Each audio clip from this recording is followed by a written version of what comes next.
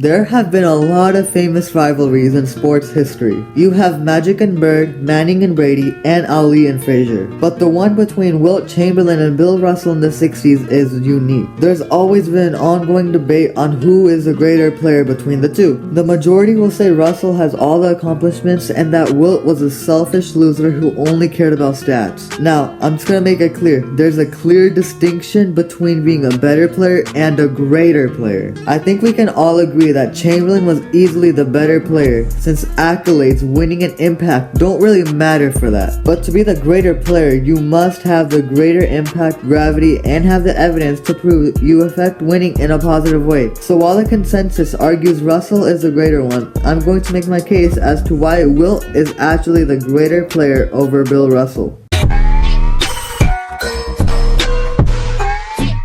Wilt Chamberlain was a behemoth on the offensive end, boasting the second highest point per game average ever and having the all-time record highest single scoring game. First off, his scoring was generational. Throughout his career, Chamberlain averaged 30.1 points per game and scored over 31,419 points in his career, good enough for 7th on the all-time scoring list. In the 1961-62 NBA season, Wilt went video game mode and averaged 50.4 points per game, which meant he scored a record 4,000 points in one season.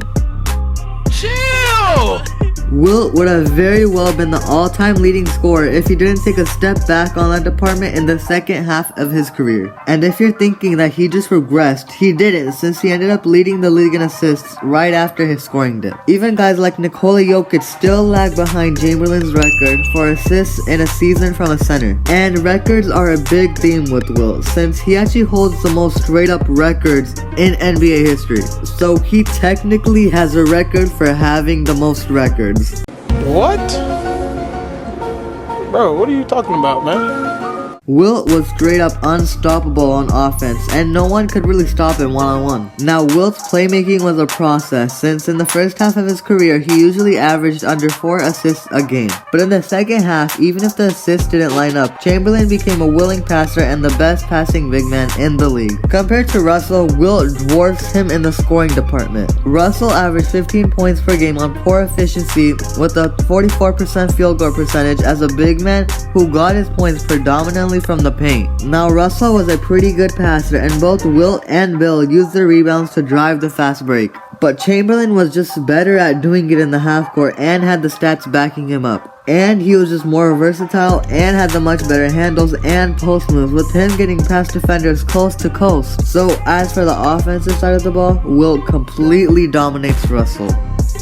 Now, one area where Wilt doesn't do that is on the defensive side of the ball. Russell, in my opinion, is the greatest defensive anchor in NBA history, and it's not even that close. But Wilt was a madly underrated defender, since everyone just talks about his great scoring. He was easily the second best defender in the 60s behind Russell, and actually would have had more records if defensive stats were counted in his day. Courtside stat trackers in the 60s recorded Chamberlain's blocks for over 131 games and came to a conclusion that he would have averaged a crazy 8.8 blocks per game. And mind you, this was recorded in his twilight years on the Lakers. Oh, hell no! Wilt's athleticism was also a huge advantage, since he could leap with the best with a wingspan so long he could nearly dunk without jumping. So he would be able to rise to insane heights, helping him to be the only player to ever block Korean skyhook. And he did it twice.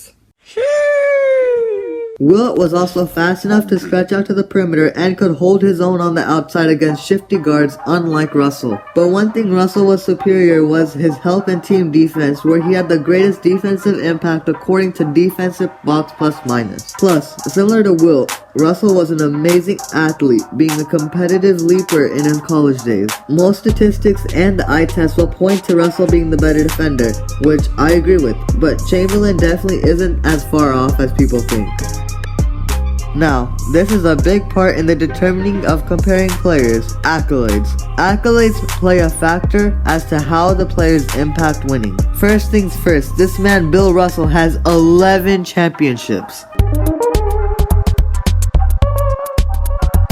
Yup, and he's a 5-time MVP, second in rebounding, and has never lost a Game 7 in his entire career. Straight up, Russell has one of the craziest resumes of all time. Wilt, on the other hand, only has 2 championships with 4 MVPs, is the number 1 all-time rebounder, and has a record for having the most records in NBA history.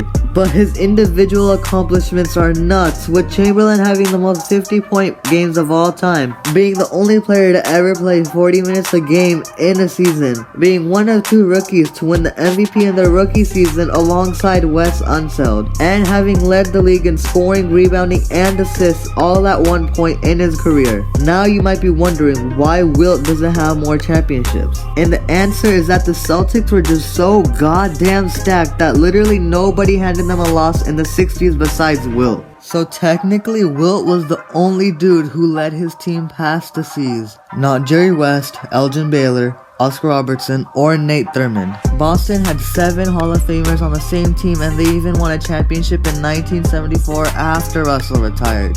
So that shows they were a championship team with or without Bill. Not saying Russell wasn't the engine of the show, but do be reminded that the whole team itself was a championship contender. And Wilt didn't even have bad teams, with Hall of Famer Hal Greer, Jerry West, Gil Goodrich, and Elgin Baylor being his teammates throughout his career. But when he was on the Sixers and the Warriors, his team paled in comparison to Russell's. So Russell takes the team accomplishments, but Wilt takes the individual ones, so consider this a draw. Both of these guys are all-time legends and should be respected by all fans of basketball. They're both in my top 10 list of all time and have the play to back it up. And Wilt literally made the NBA change their rules since Mans was dominating so much that it wasn't even fair anymore. They had to widen the key and ban dunking during a free throw. And it's not like Chamberlain just bullied his opponents. He had a deadly finger roll and a mid-range hook shot he hit right over his defenders at a tall 7'1". Russell was the definition of a winning player, doing everything his team needed, and he always showed up in the biggest moments. And Wilt was definitely not by any means a clutch player in the playoffs. He actually happened to shrink in the biggest moments. So Russell definitely gets the clutch points, but Wilt gets the impact ones. And Chamberlain always carried the majority of his team's load until he got to the Lakers. That's in contrast to Russell, who mainly had to be the defensive anchor and just play within the system. Meanwhile, Wilt had to carry the scoring burden and be expected to protect the paint as well. Plus, Bill Russell had so many offensive weapons on his team that he only needed to average 15 points per game to win his championships. So Wilt wins the impact argument, but Russell gets the legacy points.